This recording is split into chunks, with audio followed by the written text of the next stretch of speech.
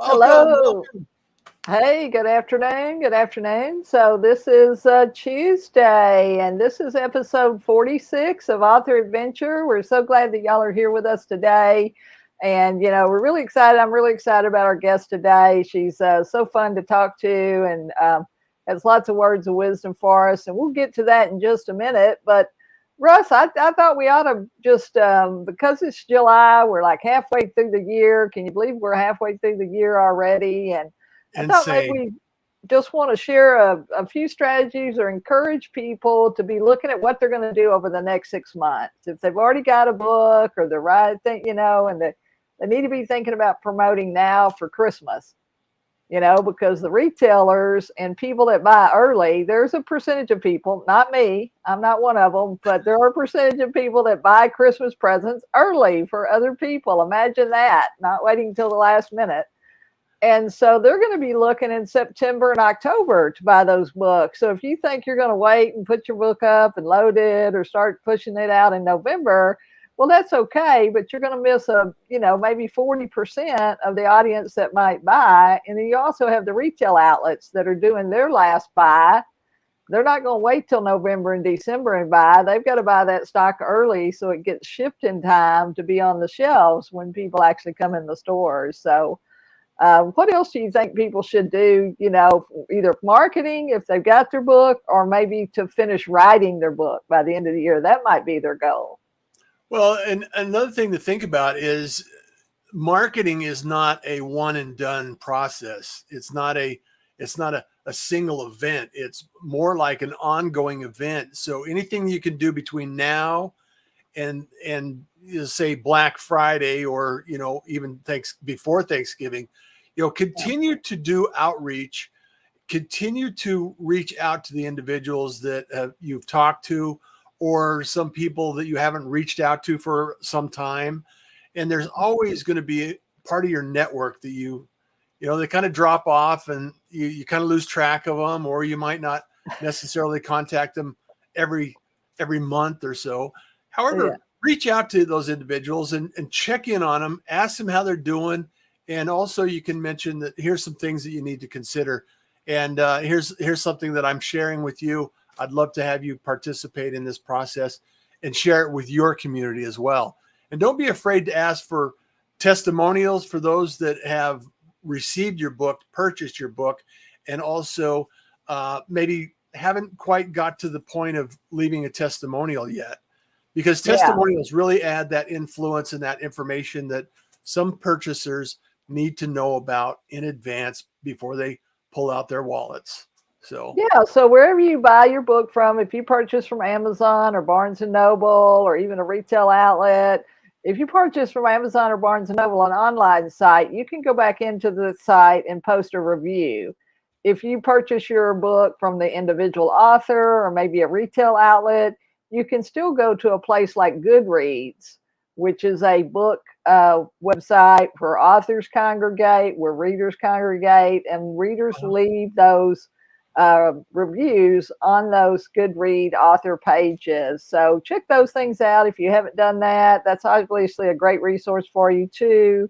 If you're a new author, or even if you're a current author and you're not using Goodreads, you might want to look at that as an option because there's a lot of readers already there. I mean, people that go to a site like that, they're avid readers. They buy books daily, weekly, monthly. So keep that in mind. But we don't want to take up all our time. We really want to talk to our guest today. So I am very excited to have my friend the Dr. Reverend Fran Tilton Shelton here with us today. And we're going to be talking about two of Fran's books that she has. Her first book was called No Winter Lasts Forevers, and it was a memoir, and it was a love story of loving Bob and loathing Alzheimer. So it's about her journey with her delightful and lovely husband during a 6-year struggle or more of fighting this terrible disease. And now she's got a new book. So we're going to start with her new book, and then we'll catch up with the other book. But her new book is called The Spirituality of Grief. And so we really want to talk about that. It's 10 practices for people that are left behind, basically, or that remain. And what do we do with this grief? So welcome, Fran. We're so glad you're here today. Well, thank you for the invitation. It's great.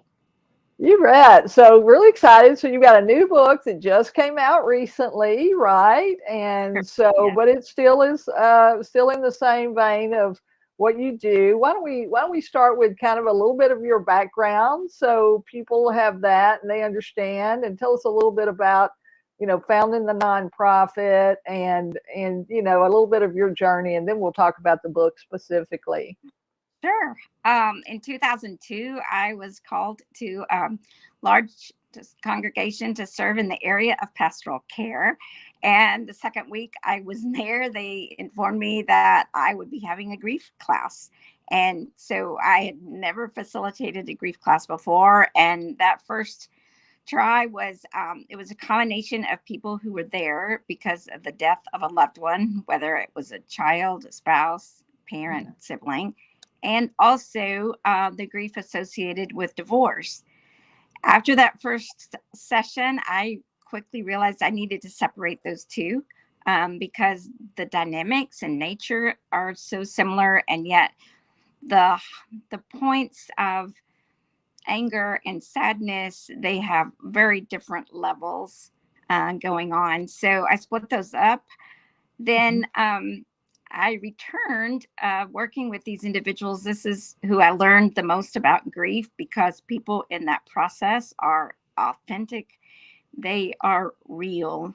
They share openly, and they taught me a lot. And so I decided I wanted to go back and get my Doctor of Ministry degree and find out what brings people comfort. Right. Yeah. I did that. And in that process, then I learned so much that people want to be connected to a compassionate community. They want a safe place where they can name their loved one. They want to be around other people who get grief. And most importantly, they want to share stories about their loved one. So that started. And then what evolved out of that in 2011, I formed a nonprofit with two colleagues, the Reverend Wendy Finn and Sharon Balch, and it's called Faith and Grief Ministries, and started here in Dallas, but now we're in different parts of the country. Yeah, you're kind of spread all around. We are, because we want individuals to know that they are not alone in their grief. That is a terrifying feeling, and it doesn't need to exist. We're here for you. We're here in person. We're here online. We're through all kinds of ways, book clubs that we do on our website and things like that too. So yeah, and y'all have a podcast too, don't you? You have a podcast we do. where y'all bring in people and you have speakers and interviews.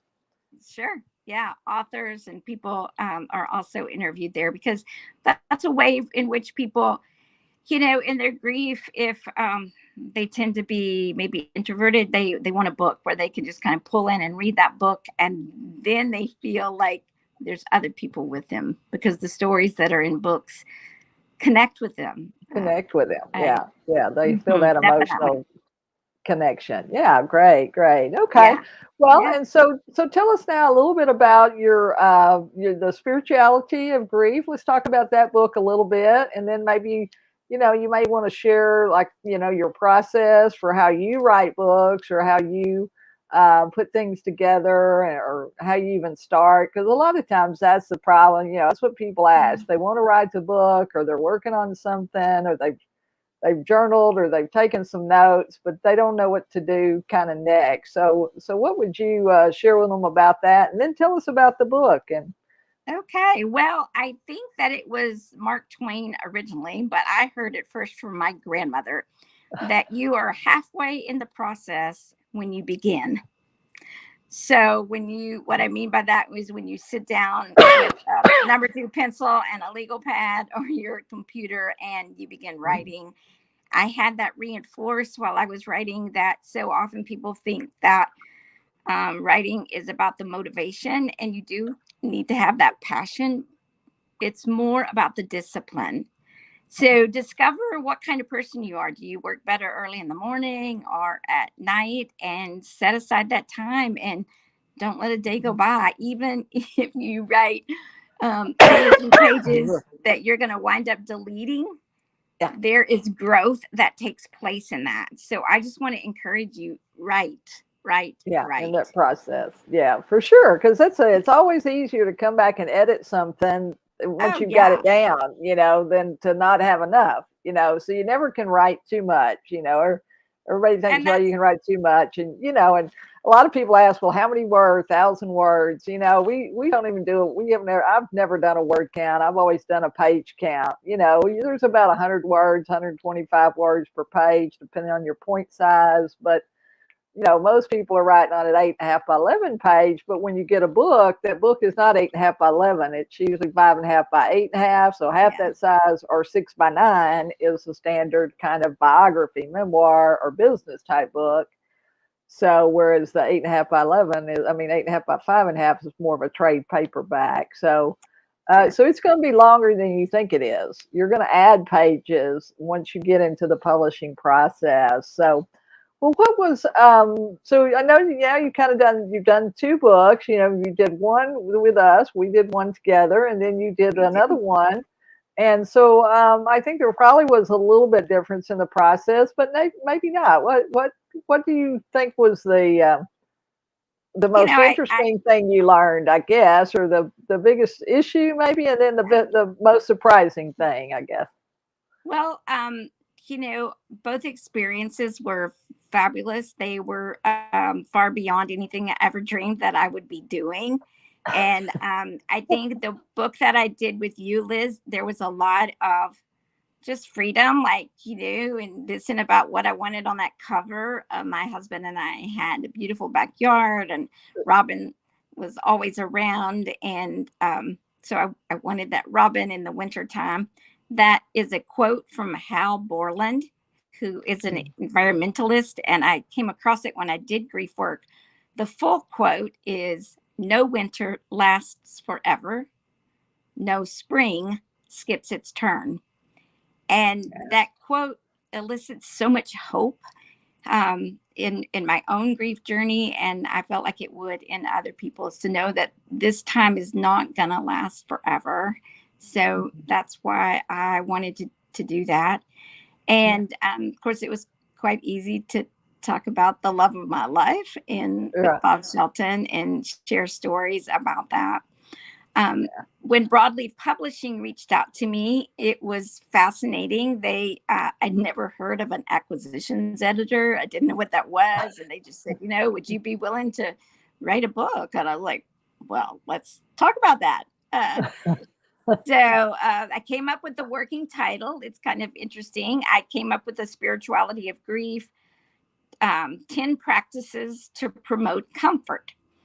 And they said, well, the spirituality of grief is maybe, we'll work with that. And sure enough, they did. And I find this to be so interesting. They came back and they said, how does the spirituality of grief sound? And I said, it sounds familiar. And a young woman on the committee had recently experienced the death of her daddy. Yeah. And she said, I would not pick up a book that overpromises. So rather than saying practices that promote comfort, they changed it to practices for those who remain. And I so appreciate her honesty in feeling that way. And so I think it's a title that still evokes interest for people who are curious about spiritual practices, and I'm a spiritual director as well. I have a firm belief that it is the Holy Spirit that brings us comfort and strength. So I wanted to include these spiritual disciplines, one after each chapter, so that individuals could, perhaps for the first time, learn about these practices and have them right there in their hand, and possibly do them one every day, one a week, whatever. It's right. And actually practice them. And actually practice them, because grief is not a one-time thing. You know, we kind of mentioned earlier, marketing is not a one and done kind of deal, and neither is grief. You know, it's up and down and all around, and well, like and you with say, grief, it's. I mean, given our society right now, we're inundated with it in our paper and with mass shootings, and I have found that each time a friend, even a stranger, when we read about their death, we go through that same process of being somewhat shocked and sad, and the grief just wells up again, and we're at a different place in it. And yet many of the dynamics, and especially dealing with the emotions that are a plethora of emotions that surface. And I think it's hard for people to admit their feelings. In classes, I would kind of give them the short version, like you're either mad, sad, glad, or scared. And the fear kind of screws up the rhyme pattern. But when you think about it, because in grief, there's also usually not just one feeling. You can be mad and sad. You can have a measure of, after my husband battled with Alzheimer's for years, there was a sense of relief and gladness that Bob no longer was confined to those limitations, but enormous sadness. Yeah, for sure, and such a fine man too, and so wonderful. So many contributions to so many people and to the world and schools, and because Fran's husband was the head of he worked at the theological seminary for years. He was a pastor. He filled in even after he retired. He came back and was a pastor again, an interim pastor for folks, and so. And he loved Willie Nelson. So anybody that loves Willie Nelson, you know, is okay with us. Those of us from Texas. Yeah, I mean, and Bob had the, joy of getting to officiate at a wedding on the set of The Redheaded Stranger at Willie Nelson's place. So that was fun. Yeah, he was a great preacher. He was a marvelous instructor, and just a very sensitive, wise man. Yeah, for sure.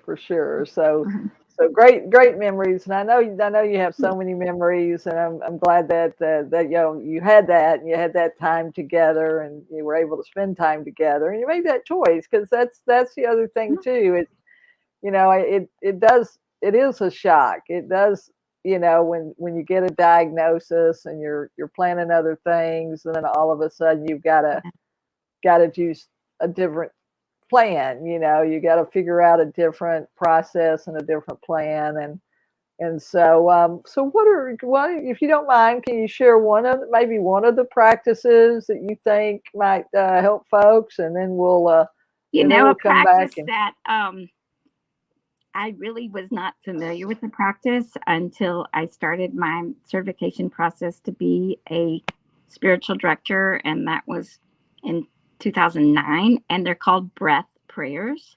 So one of the things that, you can do even as you're listening here, perhaps just close your eyes and put your feet flat on the ground so that you are grounded. Palms up so that you give a visible sign that you're open to the gifts that God brings to you of comfort, and then simply notice your breath. Okay. Yeah. So change it, just notice it, and recognize. Some people say, see your breath. breath enter into your body. So you can sort of visualize it coming through your nose and going down into your lungs and then releasing it. And there's a calming effect with this. There's also an opportunity for prayer because as you breathe in, if you come to the divine in any way, O divine creator of earth. So say that as you breathe in, O divine creator of earth. And as you exhale, comfort me, strengthen me. And so you just with each inhale, you come back, and with each exhale. So many of us, our minds hop all around. And yet with this breath, with every inhale, you can get back on track. You can center down.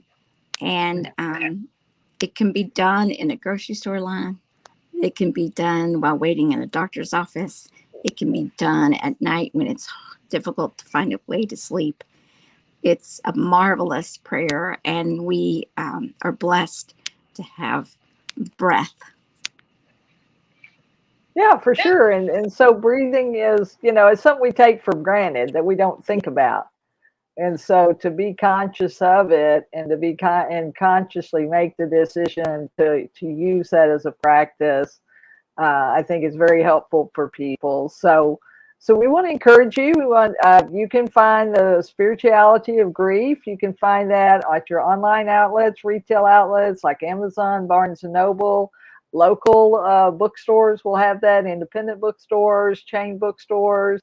So that should be available all over the country. You obviously can go to FranTiltonShelton.com, and that's FranTiltonShelton.com, FranTiltonShelton.com, in case you're listening on our podcast. And so go to Amazon, buy this book. If you're in the process of grief in some form or fashion, and we know that a lot of times we think of that as a loved one that's passed, but it can be a job, it can be a relationship, like you say, it can be a divorce, it can be estrangement from friends or children or parents or siblings. There's so many different things. But if you know somebody that's struggling or you're struggling yourself, we really recommend that you go and check out this book. And so, I tell people it's a beautiful gift that you can give to someone. And if you want to enhance that gift, I suggest you buy them a copy and you buy yourself one, and then extend the invitation to your friend and say, hey, why don't we read this together? You read chapter 1, I will, and we'll come back and talk about it. That way you have a chance to process it and debrief it, and people get different things out of a chapter. And then that way your experience with the book is expanded. So I suggest that you read it along with them and companion with them on their journey of grief. And it brings just such a sense of peace and encouragement to have someone with you. Yeah, to have somebody with you for sure. Because I had any number of friends over the years who've said, Liz, does it ever get better? Does it ever get different? And I say it does. But if you're feeling that emotion, stop, pull off the side of the road and bawl if that's what you want to do. Scream if that's when cry if that's what cuss, whatever. Or if you don't feel like you can do that with somebody, call me and we'll do that together. So you can do it together. And like Liz, you're so good about just encouraging them to name the emotion and give it expression, because it's not going to go away. It can either be released through tears or words or physical action in a safe way, or it's going to go internally into your body and cause distress and dis-ease in your body. So please. Yeah. And I think that's a real thing. Don't you too? That we can't cause ourselves to be unhealthy if we don't have healthy practices and healthy ways to express our emotions and our feelings. And that's one of the reasons I wanted to call it the spirituality of grief, is that there's an author who says we're not human beings with a spiritual life. We are really spiritual beings in a human body. So we need to take care of our spiritual human body in a variety of ways. And you mentioned that your friend had said, it's not going to ever go away. So I do want to bring up something that I make a point in the book. Many people say they want to find closure. And I ask them to let's think about that in a different way. I don't think people really want closure. I want to help people to learn how to carry their grief so that it doesn't weigh them down and keep them from functioning at a high level and using the gifts that they have. I want to help them carry their grief, and in carrying it, they can connect with other people and find out ways in which they're carrying it. And together we go through it. Yeah, that's great. That's great for sure. And so her mom had died of ovarian cancer and a long, very difficult, painful process. So, right, like you say, when you see them suffering, at least you're able to let go physically, but it's really, you still have that emotional process to go through. And I think, like you say, eventually you do get to at least a better a place that that you can keep, like you say, functioning and all of that kind of stuff. But before we go, I mean, our timing goes so fast, but we'll have to maybe have you come back and we'll talk again. But let's talk just a little bit about Bob's book, about No Winter Lasts Forever, because we know that there are a lot of families and couples and people that are struggling with an Alzheimer's diagnosis. And we know that strikes fear in the hearts of all of us. And so if you can share a little bit about that journey, and did writing the book help in that journey, or did it just I didn't I don't know. I didn't start writing it until after Bob's death. And yes, of course, it helped immensely. It was a way that I now look back and helped me process it. For any, a diagnosis of Alzheimer's, Parkinson's, any long-term debilitating, life-threatening disease, the shock, the love that can come through in a relationship is, I realized that for so much of Bob's life, he was affirmed by the way he preached and the way he helped people. And it was a time where he could be affirmed for being Bob. Whether he was going to work and working himself, like crazy, or knocking out an amazing sermon. So to help people in those times, I do for caregivers. I'm going to say this, and I'm pretty sure that people are going to nod their head and go, yeah.